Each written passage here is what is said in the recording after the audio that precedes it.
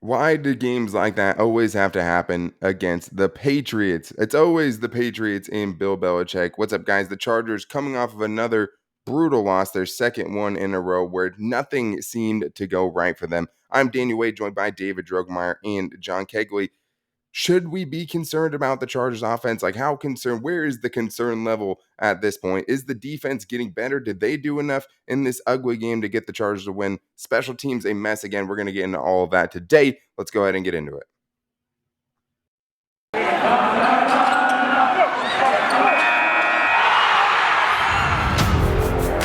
You are Locked On Chargers, your daily podcast on the Los Angeles Chargers, part of the Locked On Podcast Network, your team every day.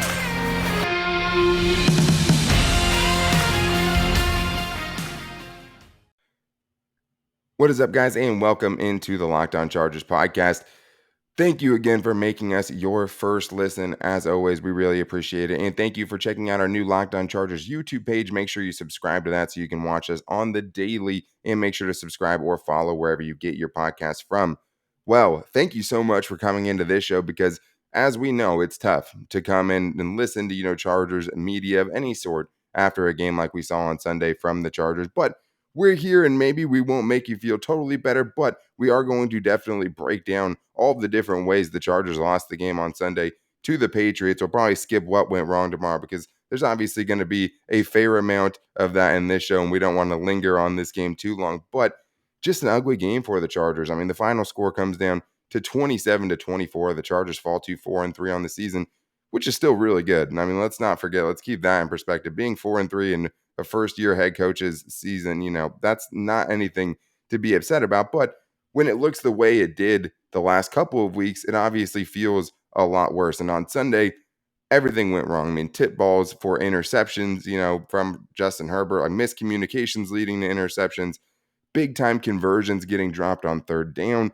So much bad went wrong for the Chargers on Sunday, and it just kind of really magnified some of the issues that we saw in the Ravens game where the Chargers are just going long stretches of time without scoring. But David, like, one bad game against the Ravens, it feels like you can kind of write that off to some extent and say the Chargers will bounce back. But now it's two bad games in a row where the Chargers, even though this one was closer than the Ravens game, obviously, you're just seeing them totally sputter offensively and just not coming together as a team to go get a win against a team in New England who always is on top of their stuff and aren't going to beat themselves. The Chargers seem to beat themselves on Sunday.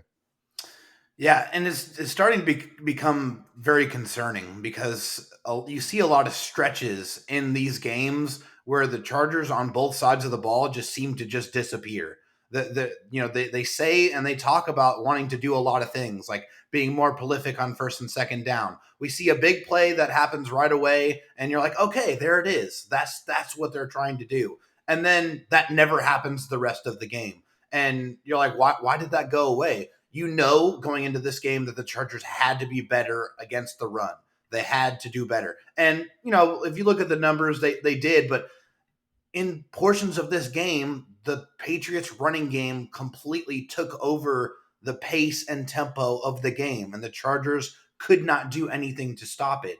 So, yes, there are still major issues. And they're starting to cascade. They're starting to trend. And when things are starting to trend, that's very negative for your football team. The Chargers have to start making some big adjustments, or else this could snowball in a very bad direction. Yeah, you don't want it to become a full-blown avalanche, right? I mean, and that's what it could turn into. But this is going to be a great test for Brandon Staley, keeping these guys bought in, right? Because we know they all bought in. Now you have to keep them bought in after you face some adversity as a team. And I think he'll be able to do that. But there's just some really, concerning trends like you were talking about. Like, one time is one thing. You keep doing it, that's just kind of who you are at a certain point. I did think the run defense was better. I did think that the defense did enough to win this game. I mean, they ended up giving up 8 points on a pick six by Justin Herbert. It's hard to hold that against them because they wouldn't have been in that spot without the interception. Another 3 points on Herbert's first interception, the one that tipped out of Austin Ekeler's hands, and ends up being 3 points. So, I mean, the defense wasn't terrible in this game, I don't think, but the offense had so many opportunities and they just drew a blank. I mean, they started off super well, 2 touchdowns in their first 3 drives, but in between that, it was just way too big of a lull. So if you start after the Chargers' first touchdown drive, and then you talk about what they did between that and the last drive, which was really a garbage time touchdown, Justin Herbert was 9 of 21 for 84 yards in those 9 drives. I mean, that's just awful. Like, it just can't happen. Bad. And there's, like I said, at least three, right? At least 3 dropped third down conversions that you can think of right off the top of your head. That's going to stall your offense. That's going to put your defense back on the field right away. That's tough, but not capitalizing off a fumble by the Patriots, not capitalizing off getting a fourth down stop and getting the ball back to your offense and then just giving it back to them in great field position. Like, the Chargers offense definitely has some reasons to be concerned about. So, John, when you see that kind of offense performance, when you see them just have such a lull like that, where in 8 drives they're getting 3 points and only get 113 yards as a team, like, what is your concern level right now with Joe Lombardi and with Justin Herbert and the Chargers offense? I wouldn't say it's really high. I think the main thing is you just went up against 2 head coaches that are really, really good at game planning, and they just got the better of you. And this is a first-year head coach, first-year coaching staff. You still got a young QB. You got a young team. It's a lot of adjusting and figuring out who you are, figuring out your identity. And a lot of it is shooting yourself in the foot. Like, Brandon Staley did not do a bad job chess matching against Bill Belichick. He did a decent job back and forth. If Anthony Lynn couldn't do anything chess match wise, he makes his first move and he's like, "Here, I'm moving my king. Okay, I'm dead. I lost." Like, Staley actually played a chess match in this. And Yeah. a lot of it was shooting yourself in the foot. Keenan Allen dropping a wide open third down that could have kept a drive alive. Like, that's shooting yourself in the foot. He game planned it the right way. It was wide open. He matched it up. That stuff like that, you can't put on a coach, can't put on Herbert. It's stupid mistakes. You could fix that easily. And I mean, like, easily, you could just fix that. Keenan Allen is not known for dropping a pass. It's rare. Like, you're more likely to see like a dinosaur walking the earth right now than to see Keenan Allen drop another pass like that. Like, it never happens. So it's Except for just this shooting yourself season, in the foot.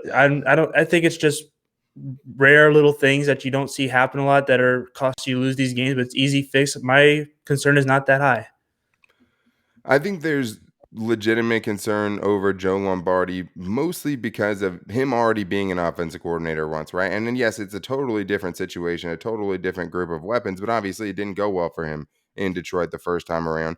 And now you're seeing him go up against 2 pretty good defensive minds. One's in Bill Belichick, who's one of the best defensive minds ever, right? And the other one is Wink Martindale from the Baltimore Ravens, who is one of the more creative defensive coordinators, right? But then you see like the Bengals go blow them out, right? We've seen the other teams put a massive amount of points on the Patriots and a massive amount of yards on the Patriots so far this season. So, like, what are those teams doing that the Chargers aren't doing? I mean, the Chargers, for one, aren't executing. I mean, those dropped third downs, all of those things, they're not executing, and they're not capitalizing on chances they have to turn the tide of the game and put up points. And you just can't go through the lulls the Chargers did in this game. Special teams hurts a lot too, because if you look at the total box score, you would look at it and say, the Chargers outgained the Patriots in total offensive yards, right? But then it's 4 returns from the guy who looks like John Kegley. I had to throw it in at least once.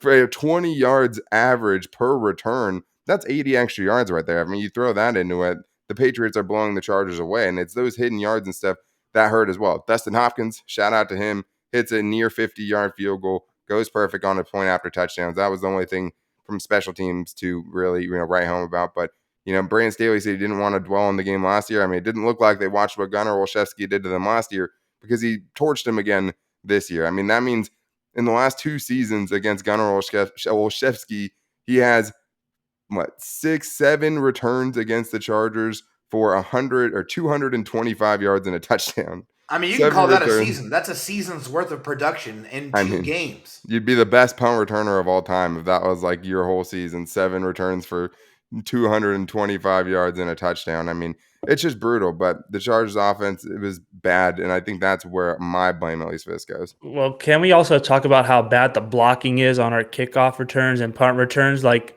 you could talk about how good Andre Roberts is and how much an improvement he is, but whether you have Larry Roundtree or you have Andre Roberts or even Nazir Adderley, he did pretty good when he returned his. If you don't have blocking, they're not going anywhere. I mean, Andre Roberts' first kickoff return, he was already running towards the sideline to try to get around everybody because they shot through all the blocks. Like, if you don't improve the blocking, you're not going to get anything no matter who's back there. You can have Devin Hester, You can have Freddie Mitchell, you can have anybody back there. It's not going to happen if you don't have blocking. Yeah, it's a great point. It's an underlooked at part of the Chargers special teams issues because yeah, I mean, those guys weren't good at returns, but there was guys meeting those dudes at the 16-yard line, and that just doesn't happen to good teams. I mean, you just don't have a wall of defenders that are already there just waiting for you, to drop you where you wouldn't be if you had just taken a touchback, and they're not giving you that option. So we did see some touchbacks today. I think teams are a little bit more concerned about kicking to Andre Roberts because of his history of returning kickoffs and punts a little bit, but special teams a disaster outside of Dustin Hopkins, and that's pretty much the only way to look at it. But I think Justin Herbert will bounce back. There's just some things that concern me about his game. It just seems like he's getting sped up, not trusting his protection. And the depth of the offensive line obviously showed up today again in a big way where he's not trusting those guys, especially on the right side, to hold up, and he's rushing what he's doing. And he can't do that. He has to sit in there. He has to keep his feet calm, and he has to be able to deliver accurate passes. And there just was times today where he wasn't doing that. And I don't think he was helped out very much by Joe Lombardi. I just don't know if Justin Herbert's the type of quarterback you want just manufacturing 12 to 13 yard or 13 play drives down the field. He's got a golden arm. Like, get some chunk plays, get 15, get 20, use the intermediate part of the field. And it just doesn't seem like the Chargers are doing that well enough for me. But we do have two more segments to get into. So coming up next, we're going to talk about how the Chargers got off to a great start offensively and then immediately fizzled out. And we'll get into that after this. But first, I need to tell you guys about how you can get all of your TV together with DirecTV Stream. Does this sound familiar? You've got one device that lets you catch the game live, another that lets you stream your favorite shows, you're watching sports highlights on your phone, and you've got your neighbor's best friend's login for the good stuff. Well, I want to tell you guys about a simple way to get all of that entertainment that you love without the hassle, and a great way to get your TV together. It's called DirecTV Stream, and it brings live TV and on-demand favorites together like never before, so you can watch your favorite sports, movies, and shows all in one place. That means no more juggling remotes and no more buying a device ever again. The best part, there's no annual contract. So get rid of the clutter and the confusion and get your TV together with DirecTV Stream. You can learn more about it at directtv.com. That's directtv.com. Compatible device required. Content varies by package. All right, guys. Well, I'm going to stay away from a full-blown, recap of this game. I don't want to go drive by drive and put everyone through that again after that game. But it started off well for the Chargers offensively. I mean, 2 out of their first 3 drives, they end up getting into the end zone. And one of the best parts about that was the best Chargers run that we saw in years from Justin Jackson. I mean, that was a positive in this game. I mean, you saw that, and then he ends up getting hurt. So, we don't know when we'll be able to see that promise again. But nice cutback, makes a few guys miss. The Chargers go up 14-7 after his 75-yard run, David, which we just never see from a Chargers running back, like ever, a 75-yard run. They go up 14-7. Keenan Allen catches a really nice ball from Justin Herbert. I mean, it was a great throw because he was actually running straight into Adrian Phillips on that play. Justin Herbert throws it a little bit behind him, helps him stay away from that collision, and Keenan Allen's able to hold on to it for the touchdown. But the other play was on the very first drive. The Chargers end up just carrying Austin Ekeler into the end zone and show great physicality, pushing him in from 5 yards out. Those were 2 really positive drives early on, set up by the running game looking great. Justin Herbert had a nice 41-yard pass to Keenan Allen on the first drive to really get things going. It had a very, very promising start. We saw that the Chargers offense could move the ball against the Patriots defense. Yeah, you knew right away that this was not going to be the same type of game that they had last season against the Patriots. This was not going to be another 45-0 drubbing. This was a different kind of pain, but it didn't start out that way. The Chargers did really well. They get in the end zone. They get that big run, like you said, and you kind of saw some of that shake, some of that agility that Justin Jackson showed, especially against the Pittsburgh Steelers in that kind of feature game. You saw some of that wiggle, and he used some of that to kind of set up the blocks and then take off. And unfortunately, he couldn't finish the run with a touchdown, but that was still a massive play. And yes, we haven't seen anything like that in a very, very long time. So that was awesome. And then, yeah, I mean, one of the better throws by Justin Herbert to kind of throw Keenan Allen open after getting some pressure in his face, being able to maneuver around, and also the extra points. They went through the uprights. So that was fantastic. Got to give some credit to Dustin Hopkins. But yeah, things at this point in the game, they were looking pretty good. And I know Is it John kind of Kegley weird? especially loved that offensive lineman pushing Austin Ekeler and keeping the legs moving for a touchdown too. I know because he was talking about it in the group chat. Oh yeah, I absolutely love that, and the LT-esque cutback by Justin Yeah, Jackson. Is I would it agree. How ironic is it that the last two long Charger runs like this were both against the Patriots? Justin Jackson Melvin Gordon. 75 yards, Melvin Gordon 87 yards, and then before that it was Daniel Thompson's 85-yard run against the Chiefs. Other than that, you don't see anything past much 40 yards. Yeah, I mean it's tough to get any kind of run like that with that kind of distance, right? But yeah, it was LT-esque on that specific run. I mean, I think LT probably finishes it with the in the end zone. That was probably more Definitely. like the 29-year-old, 30-year-old Yeah, version of LT who runs out of he gas. definitely he ran out of gas in that one. You could just see it. He's like the separation right here. You can just tell. Okay, he's getting tired. He's getting tired. Tackle. Well, and thank God that the Chargers ended up scoring a touchdown on that because that would have been a disaster, right? Have they not come Yeah. away with points or only come away with 3 points on that because he was so far away from the defense but gets chased down by J.C. Jackson. Good, effort play by the Patriots, right? They didn't give up on it. Saved a touchdown, at least for them. But the Chargers were up 14-7 at that point. And then things started spiraling, right? And we've seen the Chargers spiral in more games than just the ones that they've lost this season, right?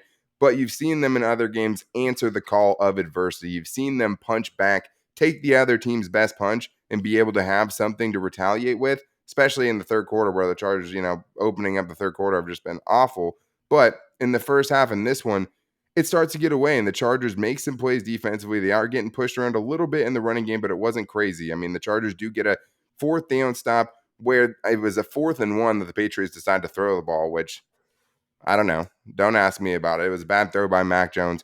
Chargers get the ball back, but immediately go 3-and-out and have to punt. And then the punt return comes back to the Chargers 35-yard line. So huge stop, momentum swing. You go 3-and-out, and you already set them up for a field goal, right? That's already another 3 points. It pretty much is going to happen no matter what there. Patriots get the field goal to cut it to 14-10. And then the Chargers really make the big play you needed them not to make before the half, John. I mean, we've talked about finishing the half strong so many times before the half. I mean, whether or not, it's Justin Herbert's fault, it wasn't.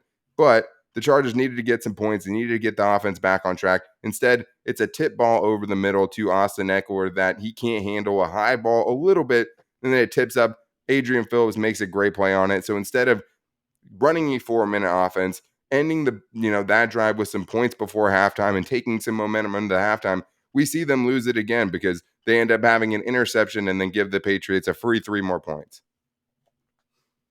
It was kind of like as if we just said in the bye week, fix what you are bad at. Don't go back to your old habits. This is your time to fix things. And then here comes Bill Belichick, who is going to know your weaknesses. You got to fix them. And yet we started doing what we were bad at. We didn't really do much against the run. Like you said, it was better, but it wasn't good. And you also did bad at the end of the half, which reminds me of a lot of other Charger Patriots games that we did horrible at the end of the half. And Belichick always took advantage of that, took that momentum to the second half. And then on top of that, you didn't really use the halftime at all really to game plan better. I felt like you had a better game plan in the first half than you did in the second half. You came out second half and it's like the Patriots did all these adjustments and you just said like, hey, we're going to make this one adjustment. Everything else is fine. Like, where exactly did you fix yourself during the bye week? You had a good opening drive. You had one good run. Other than that, you did not look good in that first half, really. Take away the first 2 touchdown drives. What did you do? You made a couple of decent stops. Cool. What else did you do? What else did you can you tell me, Wade? Like, can you tell me anything that looks better from the bye week? I mean, I think that obviously if you're taking 2 touchdowns away, it's a terrible game because at that point you're not scoring any points really. But yeah, I mean, it's fair to say that the Chargers didn't make the adjustments that they needed to make during the bye week to come out and win a game like this. I mean, they did Well, what even they had at to do to not get embarrassed like they did 45-0, but you still saw where the gap was and how much room they still have to improve in this one, right? And I think that being more aggressive on first and second down, getting those explosive plays, we saw a little bit early on. We still didn't see it continue. And they just have a dry spell like that at the end of the half where your last 3 possessions outside the 10 seconds you had it left after the Patriots put up points on you before halftime to cut it to 14-13, you're going 2 punts, 2 3-and-outs, no less, right? giving up big punt returns, and then you're also throwing an interception to give the other team points right before halftime. So I just think offensively right there, I don't think that you can let that happen because the Chargers did force a punt in between those drives, right? They did make some plays there. They did hold them to field goals to keep the Chargers in the game. And time after time, the Chargers offense struck out trying to put up points outside of, the first 3 drives where they scored twice.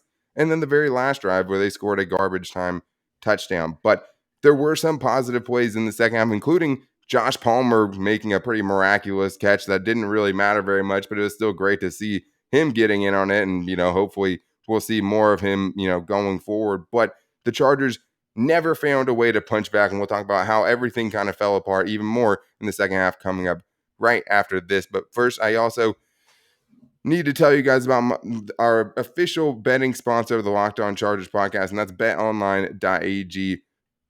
My only place that I bet with for sure. I mean, BetOnline is the only place where I go for all my college and pro football action. It's where you're going to find the best props, odds, and bets on the market, right? And right now, you guys can even save some money with BetOnline because if you guys head to the new updated desktop or the mobile website to sign up today, you can get a 50% welcome bonus on your first deposit just by using the promo code Locked On, all caps, one word, to receive that bonus. That's free money to play with from basketball, football, baseball, postseason, NHL, boxing, and UFC right to your favorite Vegas casino games. Don't wait to take advantage of all the amazing things they have available for the 2021 season because BetOnline is the fastest and easiest way to bet on all of your favorite sports. BetOnline, where the game starts. I also need to tell you guys about my favorite protein bar in the world, Built Bar. I keep forgetting to grab them before the show so I can go eat them on YouTube, but Built Bars are great. I mean, we all like Built Bars. All of us have bought Built Bars, right? Just out of our own pocket. We just continue to keep buying Built Bars because they're our favorite protein bar. And for me, it always has to do with the flavors. Cookies and cream, peanut butter brownie. They have so many more too that you're just going to find something that you like. I mean, if you get a mixed box, you get 2 of each of the flavors.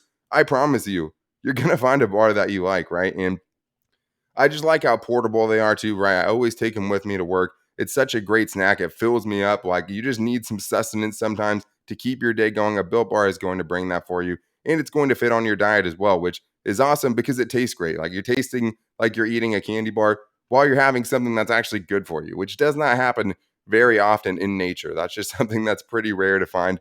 With Built Bar, you're getting something that's low carb, low sugar, high in protein, and tastes like a candy bar, 100% covered in chocolate and soft and easy to chew. Nothing chalky, nothing waxy. You're getting the best with Built Bar. And right now, we can even save you guys some money. If you go to built.com, you guys can save 15% on your first order with the promo code LOCKED15. That's promo code LOCKED15, all caps, one word, at built.com.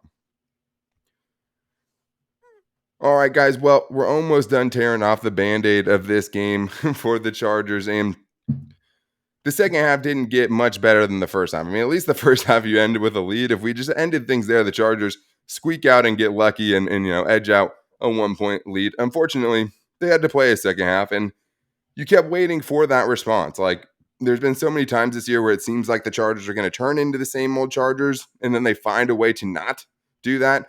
And it just never came in this game, David. Like, as much as the Chargers, you wanted them to kind of fight back, and you'd see some plays where they had chances to change the momentum, like specifically coming out of halftime, Derwin James trying to put the entire defense on his back, trying to put the team on his back, forces a big fumble on Kendrick Bourne, gets the ball back to the Chargers offense, 4 plays and a punt. They take a Keenan Allen deep shot, Herbert under pressure, can't complete to Jared Cook along the sideline. It was just moments like that for the entire game where the Chargers just couldn't find that way to get back on track. Yeah, I mean, and that was one of the keys before the game is try to knock the ball out because the Patriots had a propensity was one of your keys to cough up the ball. And Derwin James made that happen. And to their credit, Nazir Adderley was able to recover that fumble. So, I mean, that was a positive thing, but that was pretty much it in that second half. There was just so many things. And the Chargers just kept putting themselves in bad situations. I mean, throughout this game, trying to go for it and on their third down situations are just really bad. I mean, they had 3rd and long on at least 5 different occasions, and it felt like a lot more. And they had to overcome several penalties as well. They just couldn't get into any kind of rhythm. Justin Herbert had like a 50% completion day, which was really bad. The defense couldn't get off the field when they needed to get off the field, which has been a common theme the entire season. And yeah, you had these moments throughout the game where you felt like they were going to be able to come back, where they were going to show some type of resiliency like they had done previously during the season, but that did not happen in this game. Yeah, and the Chargers were a lot better in one-score possession games this season. Going into this game, they were 3-1 in games decided by one score. Obviously, they beat the Raiders by 14 in that matchup, and then they got blown out by the Ravens. They had been good in those situations. In this one, they were not, obviously, and it really was only a one-score game because of a garbage time touchdown. But the Chargers were hanging in. The defense was making enough plays to keep the Chargers in it, and the Chargers just could never capitalize. And then they finally made the major lethal mistake, and it's Justin Herbert throwing a pick six to Adrian Phillips, which turns into an 8-point play after the 2-point conversion. And you were up in late in the game, and just like that, you have that disastrous play where backbreaker.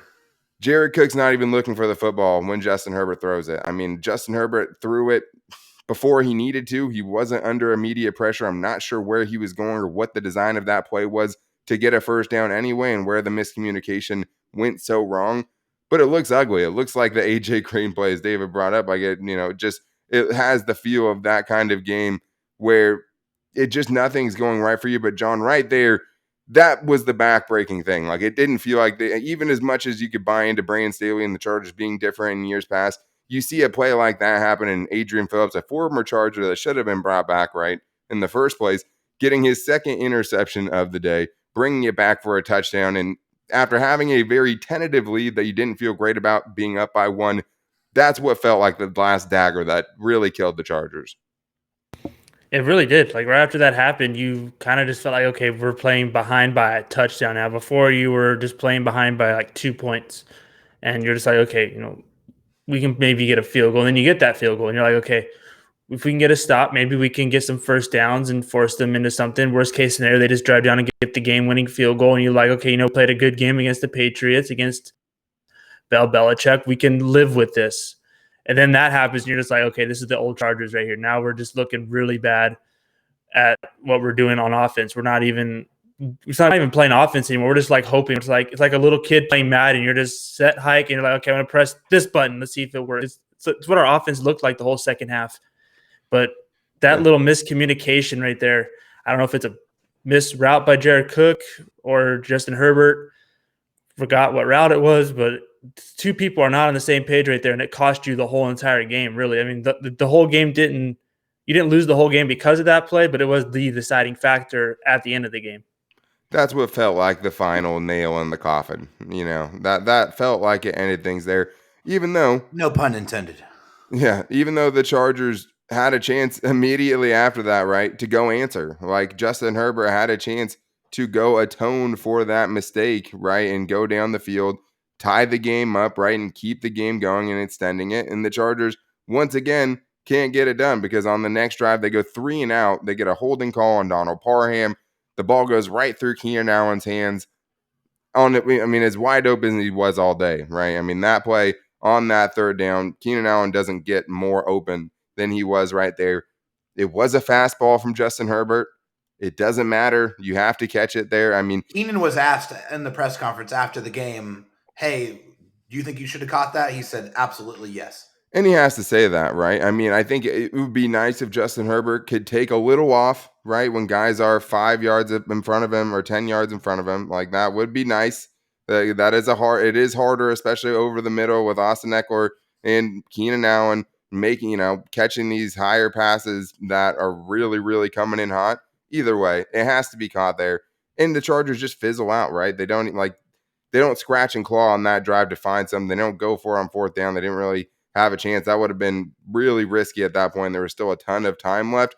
And then you give it back to the Patriots offense, and they run just about 7 minutes off the clock on their next drive. They go 6 minutes and 56 seconds on that next drive, and they just did anything they wanted. At that point, Asante Samuel Jr. had left the game with an injury. A concussion is what they were checking him out for. Michael Davis is out of the game with a hamstring injury. Chris Harris Jr. was getting burnt on that last drive, put into a bigger role because of those injuries. And it just seemed like even though the run defense was okay, it wasn't enough from that. And whenever they did throw the ball, it was just wide open receiver after One, wide it kind open of made you receiver. feel like when are they going to do the play action? Right? They're they're going to run it. They're going to run it. They're going to run it, and then when are they going to hit you with the play action pass? Like you That's just what had good that teams eerie do feeling. too. Yeah, and I mean, and they could have even been worse for the Chargers. I mean, the Patriots are going down inbounds. They were giving up yards they could have had just to keep the clock running. They played it really, really smart. And you take almost 7 minutes off the clock and kick a field goal to go up 10, and you don't leave really a realistic enough time for the Chargers to come back from a possession game and come back to win the game. Chargers do get a garbage time touchdown at the end. I really was excited about that Josh Palmer touchdown just because, like, obviously it was a good throw. It's a very risky throw in that situation in between two defenders. But, like, I think Josh Palmer did show right there that he deserves to be in the game more, right? I mean, Jalen Guyton did have a nice catch on that drive as well on a third and very, very long for a first down. But you need somebody else to step up in this offense to keep these chains moving, to keep the Chargers as like a cohesive unit offensively, and just to have another threat besides the guys we know about on the outside with Keenan Allen and Mike Williams. Josh Palmer made a hell of a catch for his first career touchdown, and he deserves to be shouted out for that, right? Didn't No help doubt. the Chargers offensively. It made the game seem closer than it was, but still pretty cool to see a young guy like that, a third round pick, get a touchdown like that, because even though Josh Palmer isn't the fastest dude, he like made a ton of deep catches, like when he, had like accurate passes, which wasn't very often at Tennessee. Not at all. Like he was really, really good tracking the ball down the field and making catches over a bunch of guys that were drafted in this last draft in the first couple of rounds. So like Strong hands too, man. And he really showed that on this catch too. it's just like, Yeah. what, now you're taking the 20-yard shots? Like now, Yeah. I mean, obviously you have to at that point. And Justin Herbert still checked down a little bit too much for me on that last drive. Not that they were going to come back anyways, but it wasn't the best game management, just checking it down.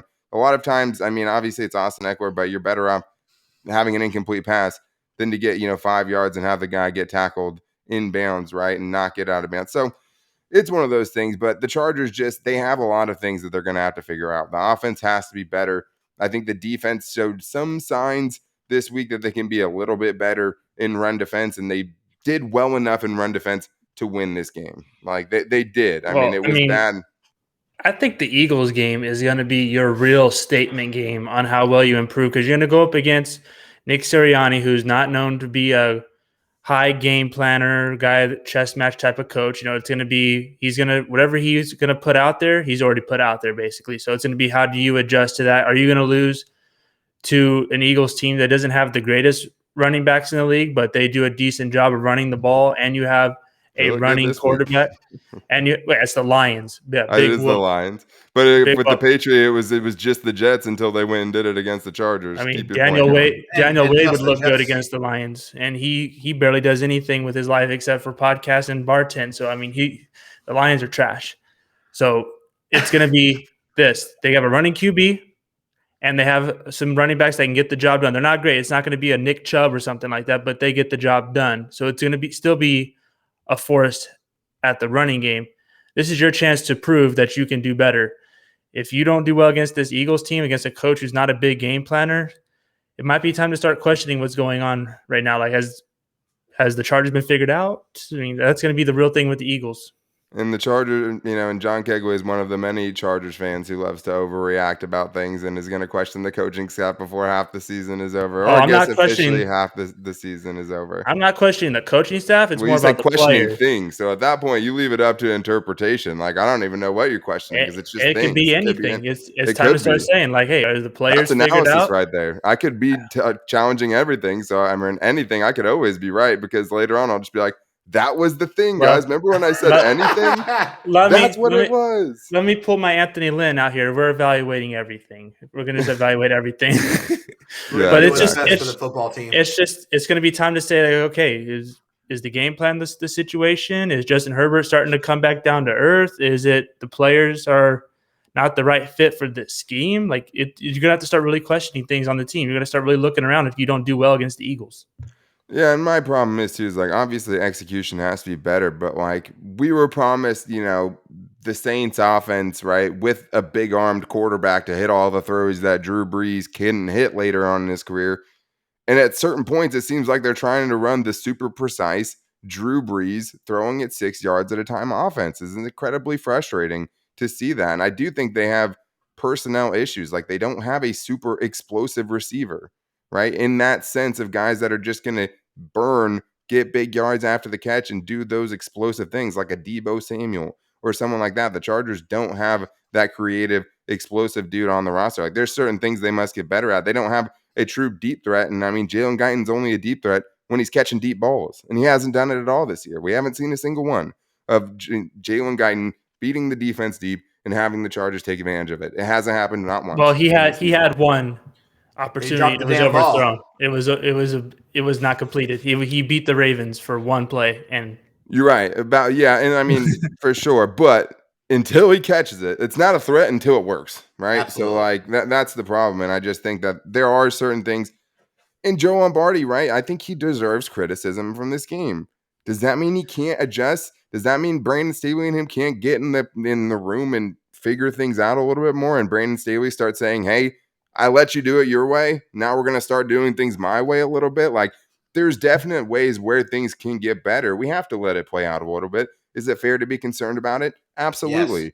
Both of those things can be true. The Chargers can be a worse team than they were when they were 4-1 and a better team than they've been the last 2 weeks. It's not always black and white like that. So there's still a lot we're going to learn from this team going forward, and they still have a chance to have a really good season in Brandon Staley's first year and Justin Herbert's second year. Does it suck for the veterans who might not be reaching, the peak of where they thought they could get this season as of this moment? Sure. But a lot of things can change and the season is long. And guess what? You're Charger fans. If there's any fan base that's equipped to handle the kind of losses that the Chargers just had, it's Chargers fans. You've had it worse, right? Like you've had terrible seasons. You've had terrible coaching. You've had terrible blown leads. You've had 4 16-point leads consecutively blown. This is not that situation. So we have to keep things in perspective a little bit because we are seasoned veterans of this. We know what we're doing. We've seen much worse, and we've also seen the Chargers make a ton of late runs deep in the season to look like a completely different team. All those things are true. The sky is not falling. The Chargers can get better, but it is a lot big of test football next left. week. Yeah, it is, and we'll get so much into this Eagles game coming up, and we have so much more not about this game to get into this week. But if you guys want to get into the voicemail line, we might do some voicemail venting. I think Chargers fans might need it after this one. The number is 323-524-7924. Make sure to call into that. To make sure you never miss our ugly mugs on here arguing with each other and me rolling my eyes at John Kegley, make sure to subscribe to the Locked On Chargers YouTube page. And also you can find us on the podcast, right? Wherever you find your podcast from Apple, Spotify, Apple Podcasts. Sorry, John's upset with me and it's throwing me off right now. Apple Podcasts, Spotify, the TuneIn app, the new Odyssey app, Google Podcasts. You can find us everywhere. Make sure to follow us there. You can find us on social media at Locked On LAC for our Twitter. You can find our new Locked On Chargers Instagram page at Locked On Chargers and our Locked On Chargers Facebook page as well. You can also find all of us, the hosts, on Twitter as well. We're all in the bio of our Twitter page. But positive spins on things going forward. Still a lot to be encouraged about with this team. Still a lot to be excited about with this team. Let's see if they can figure it out, and we'll be here all along the way, just like we've been in the bad seasons and in the one good season we've been fully covering the team in 2018. That's pretty much the only season we've had. We know what we're doing in these situations. We've been through it a lot worse. So we'll have more great content for you guys coming out throughout the week. But we'll be back with you guys tomorrow. Until then, take it easy and go Bolts.